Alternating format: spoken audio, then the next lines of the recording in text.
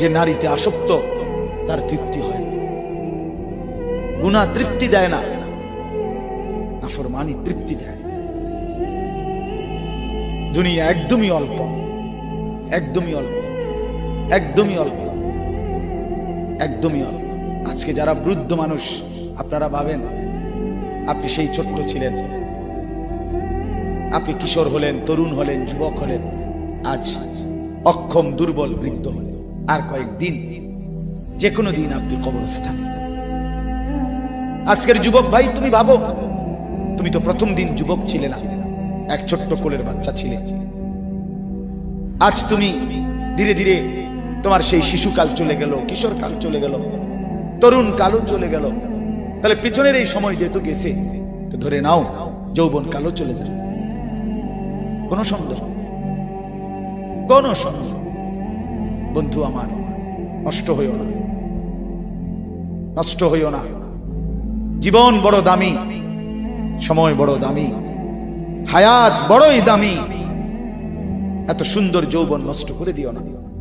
হাদিসের মধ্যে আছে, আল্লাহর নবী সাল্লাল্লাহু আলাইহি সাল্লাম বলছিলেন, লাকাদ হামামতু আন আমুরা ফিতিয়াতি, আমার মন চায় আমার যুবকদেরকে সঙ্গে নিয়ে আমি ঘরে যারা নামাজ পড়ে আমি তাদেরকে বের করে আনি, অথবা আমি তাদেরকে আগুন দিয়ে ঘর সহ জ্বালিয়ে দেই।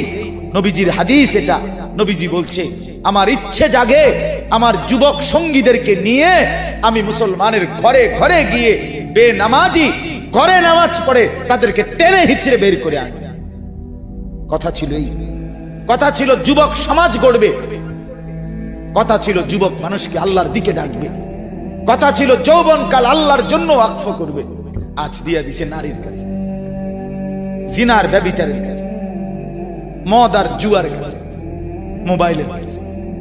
আস্তাগফিরুল্লাহ, আস্তাগফিরুল্লাহ, আস্তাগফিরুল্লাহ। এক নারী এত দরকার, এক মেয়ে এত দরকার যে দুনিয়া ভুলতে হবে, আখিরাত ভুলে যেতে হবে, সমাজ ভুলে যেতে হবে।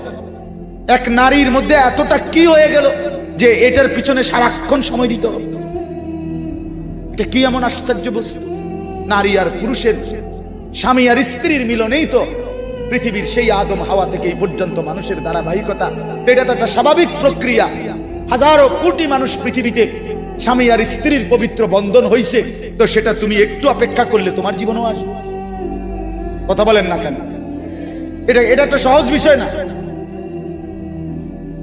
আল্লাহ তাআলা আমাদেরকে বুঝার তৌফিক দান করেন।